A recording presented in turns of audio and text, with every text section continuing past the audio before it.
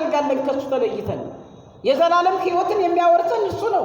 ስለኛ የተሰቀለው እሱ ነው። ስለኛ የደማው እሱ ነው። ስለኛ የቆሰለው እሱ ነው። ስለኛ የሞተው እሱ ነው። ነፃነታችንን ያጎናጸፈን እሱ ነው። የዲያብሎስን አሰራር ያፈረሰው እርሱ ነው። የተዘጋችዋን የገነት በር የከፈተልን እርሱ ነው። እውነት፣ መንገድ፣ ሕይወት እርሱ ነው። ታዲያ ከእርሱ ተለይተን የት እንሄዳለን?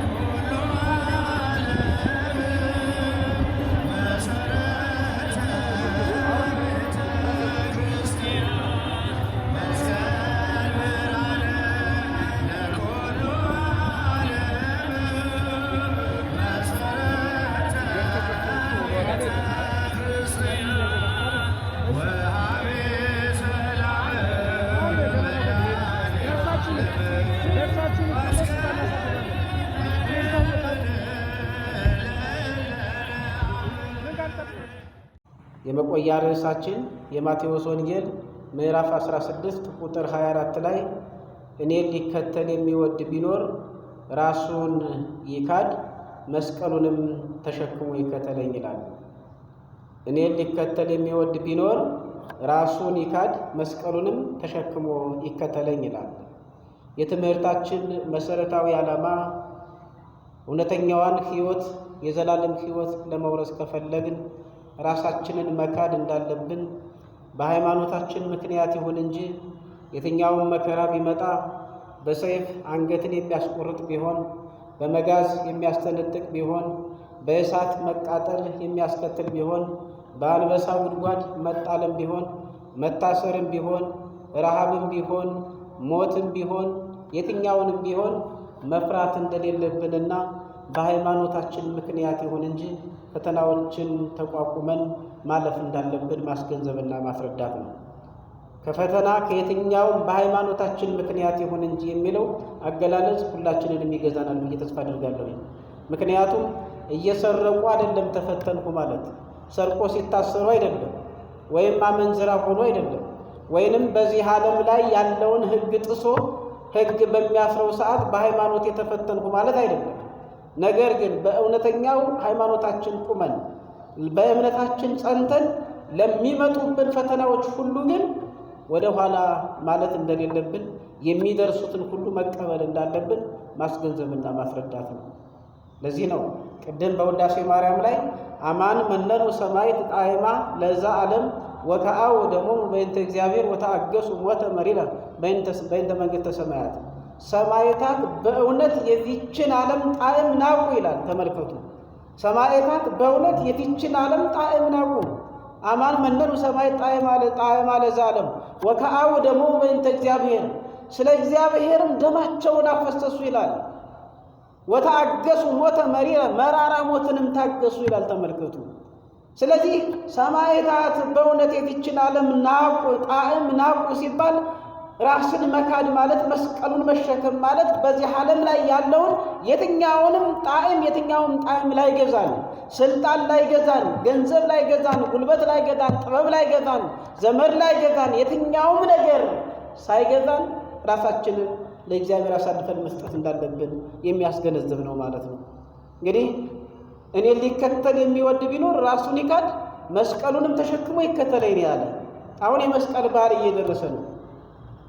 የመስቀልን በዓል የምናከብርበት በዚያም ላይ ደግሞ በመስቀሉ የነገሰውን መስቀሉን መቅደስ ያደረገውን መስቀሉን ዙፋን አድርጎ በቀራንዮ አደባባይ ስለኛ የተሰዋልንን ሞትን በሞቱ ያቸነፈልንን ስለኛ የቆሰለልንን ስለኛ የደማልንን ስለኛ የታመመልንን ነገር ግን በእርሱ ቁስል እኛን የፈወሰንን መድኃኔዓለምን ኢየሱስ ክርስቶስን የምናስታውስበት ነው የመስቀል በዓል ማለት ነው።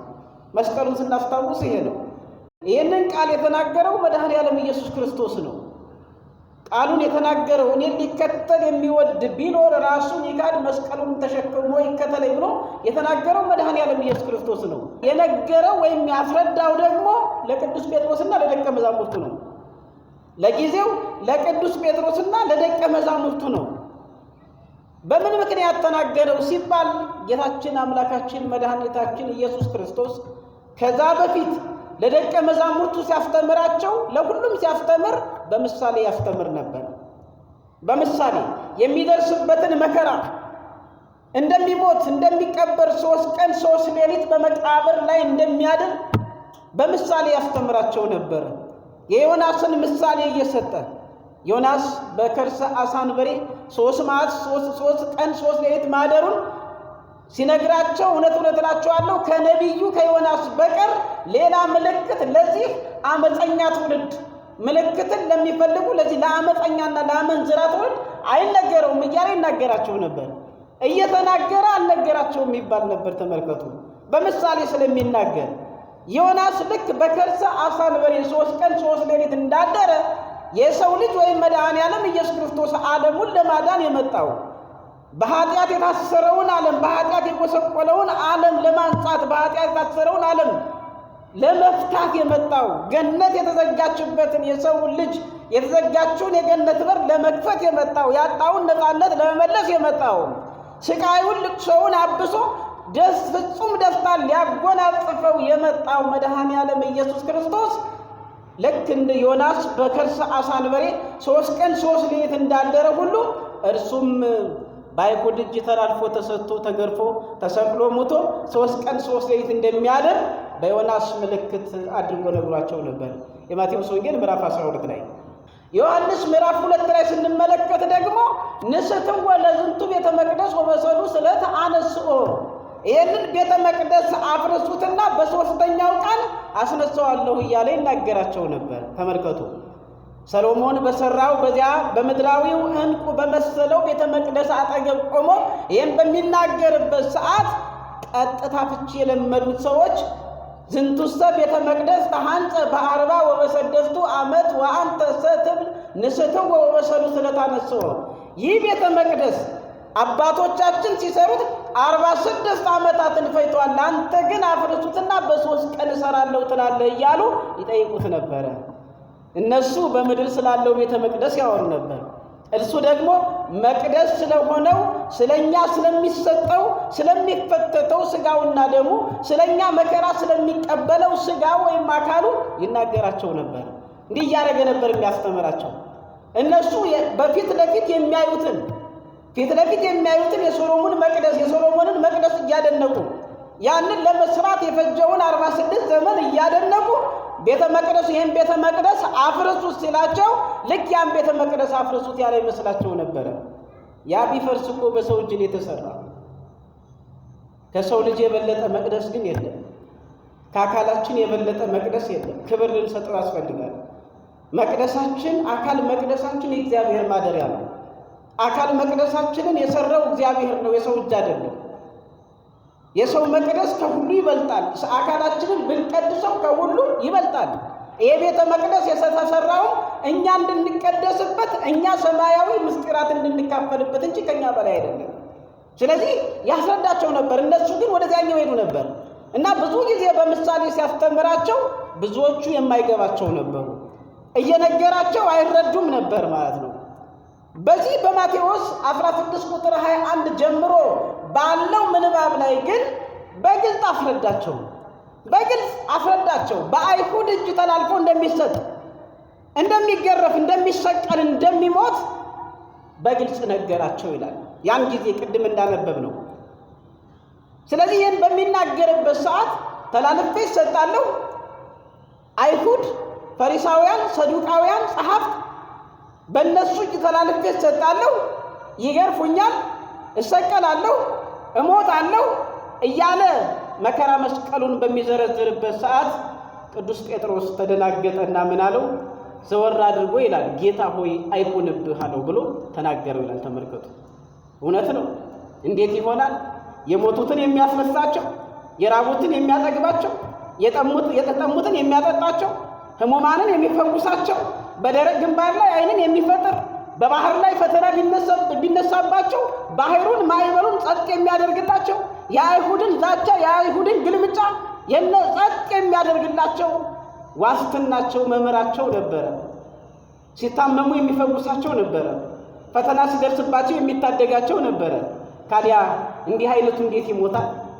እንዴት አሁን በምድር ላይ እንኳን ምርጥ ብለን የምንጠራቸው ወዳጆቻችን እንኳን እንዲሞቱ ይቅርና እንዲታመሙ በእኛ ፈቃድ ሊሆን አንፈቅድም አይደለም? አሁን እስኪ በየውስጣችሁ ሳሉ እስኪ ማነው ወዳጅህ ወይም ማነው ወዳጅሽ? የምትወዱትን ሰው እስኪ እሞታለሁ ቢሏችሁ ልሞት ነው ልታመም ነው በቃ መቃብር ልወርድ ነው እያለ ቢላችሁ ታዝኑለታላችሁ? አታዝኑለትም? እስኪ አስቡት። ወደ ራሳችን እንውሰደው እስኪ። መቼም የሰው ችግር ላይሰማን ይችላል፣ ግን ወደ ራሳችን እንውሰደው እስኪ። ወይ እናት ወይ አባት ወይም ደግሞ በጣም የምትወዱት ሰው እኔ እኮ ልሞት ነው በቃ መቃብር ልወርድ ነው ቢላችሁ አይሆንብህ እግዚአብሔር ይፈውስ ነው እንጂ የምትሉት ሙት ብላችሁ አትፈቅዱለትም። እንኳን በደረቅ ግንባር ላይ ዓይንን የፈጠረው መድኃኔዓለም ኢየሱስ ክርስቶስ ይቅርና እንኳን በ5 እንጀራና በ2 ዓሣ 5000 ጠብደል አጥግቦ 12 ቅርጫት እንዲተርፍ ያደርገው መድኃኔዓለም ኢየሱስ ክርስቶስ ይቅርና እንኳን ማዕበሉና ሞገዱ ሲነሳባቸው ማዕበሉን ሞገዱን ጸጥ ያደረገው መድኃኔዓለም ኢየሱስ ክርስቶስ ይቅርና እንኳንስ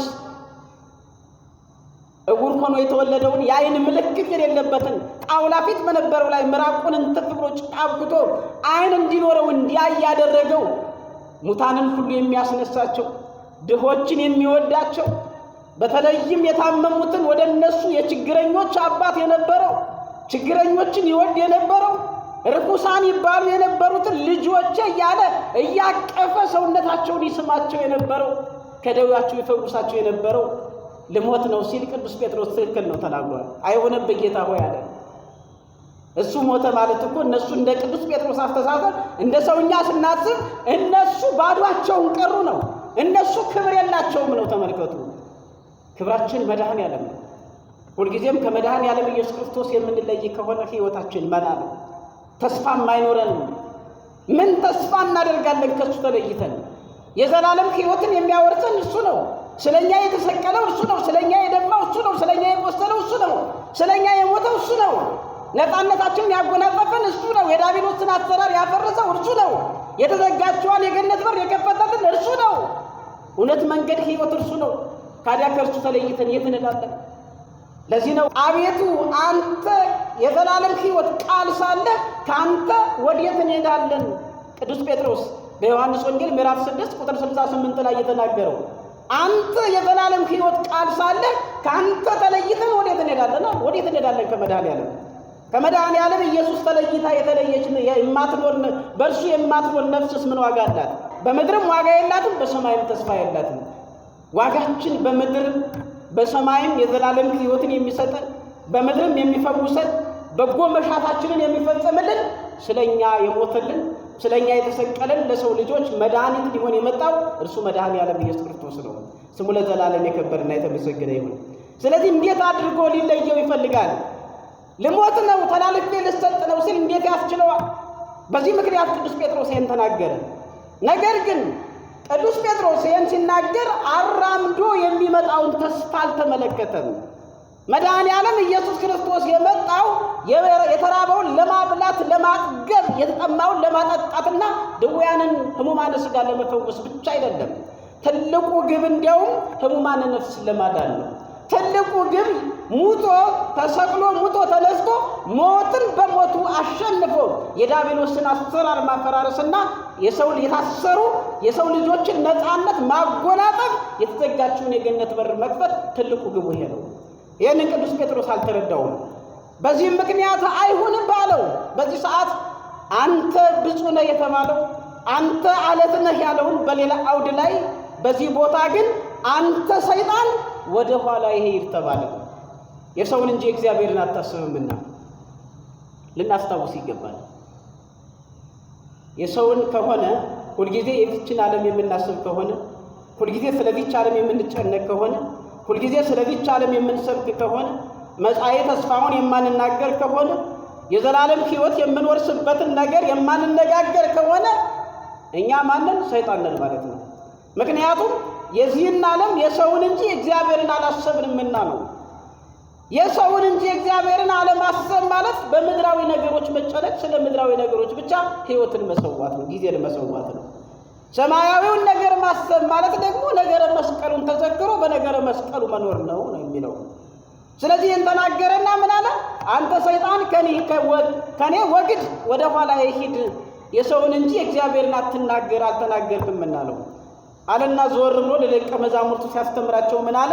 እኔን ሊከተል የሚወድ ቢኖር ራሱን ይካድ መስቀሉንም ተሸክሞ ይከተለኝ። እኔን የሚወድ ስለኔ ነፍሱን ያጠፋታል፣ ነፍሱን የሚያጠፋት ያድናታል፣ የሚያድናት ግን ያጠፋታል።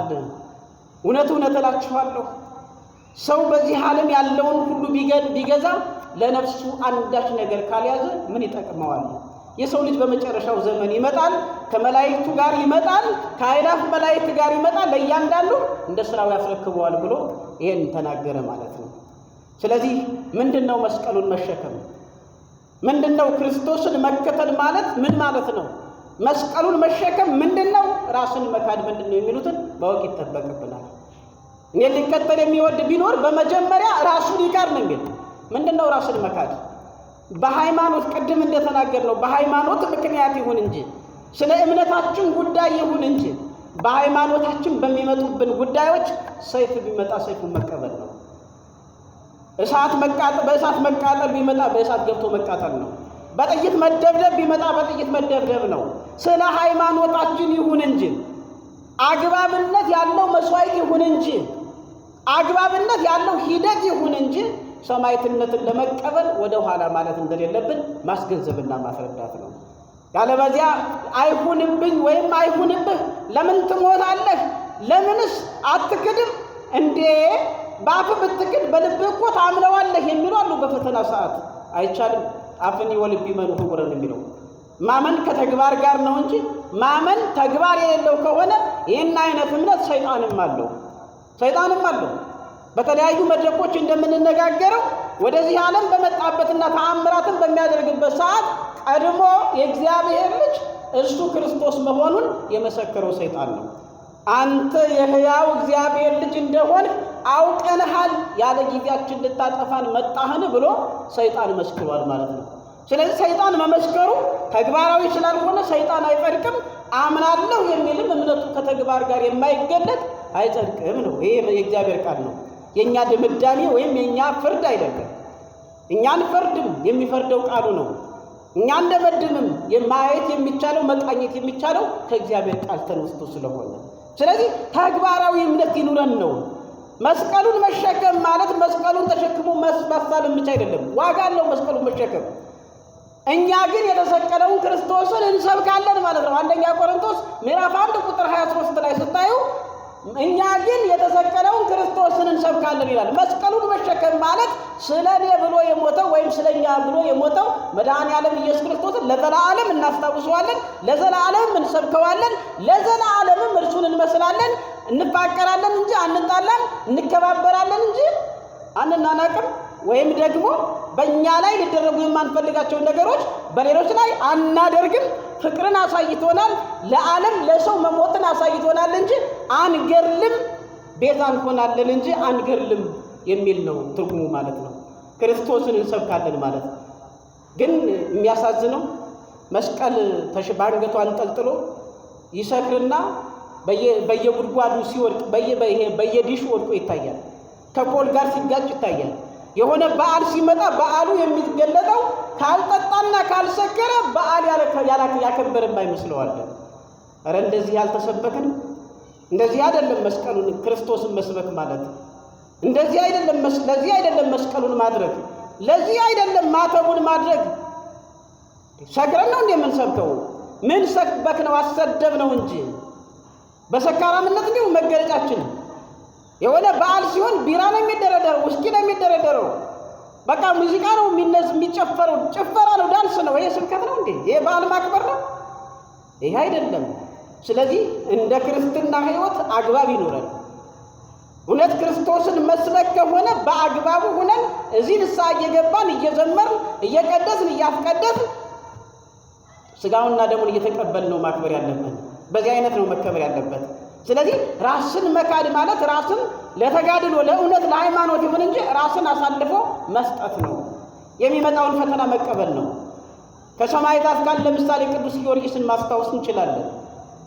በአሲድ ውስጥ ገብቶ እስከሚቃጠል ድረስ የተለያዩ ልዩ ልዩ ፈተናዎችን ለ7 ዓመት አስተናግዷል። በክርስቶስ ስም ማለት ነው።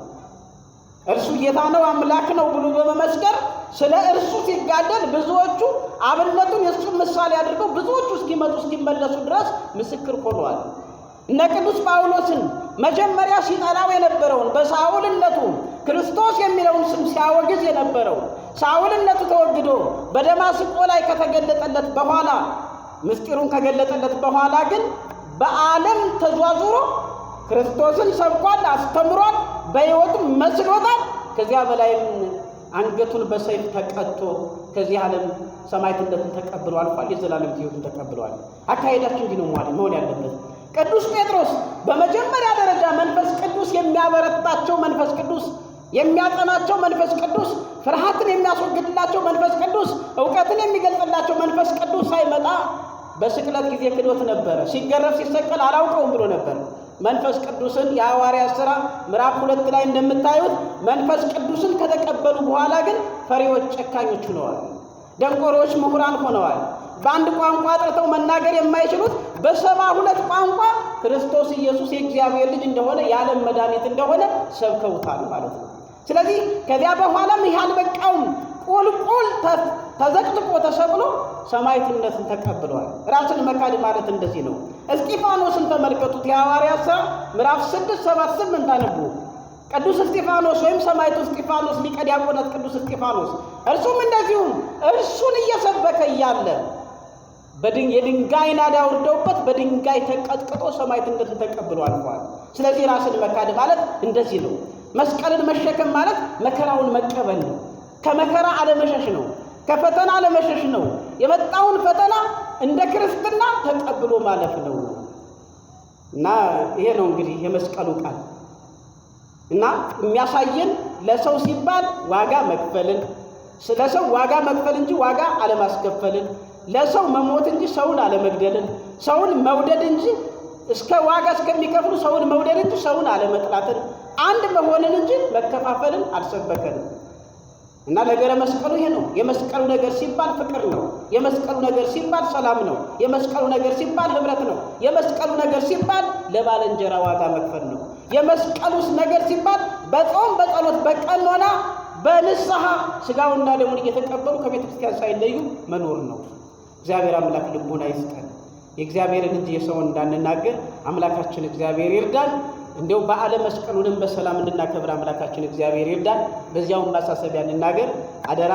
በዓለ መስቀሉን በምናከብርበት ሰዓት ከዚህ ተነስተን ሲነድ ሕፃናት የኮሊደሩን ሳር እንዳይረግጡት አደራ መልእክት አስተላልፉ ተብሏል። ሕፃናትን እየጠበቅ አስፋልቱ ሰፊ ነው፣ መንገዱ ሰፊ ነው፣ በአግባቡ እየዘመር ነገር ግን የኮሊደሩን ሳር እንዳንረግጥ ከላይ ከቅዱስ ሲኖዶስ ጀምሮ የተላለፈ መልእክት ስለሆነ ልናከብረው ይገባል። ያስተማረን የመከረን የሰራዊት ጌታ አምላካችን ልዑል እግዚአብሔር ልቦናችንን የገለጠልን ምስጋና ለእርሱ ይሁን። በተማርነው 30፣ 60፣ 100 ፍሬ እንድናፈራ ይርዳን። ወስብሐት ለእግዚአብሔር። ይቆያል።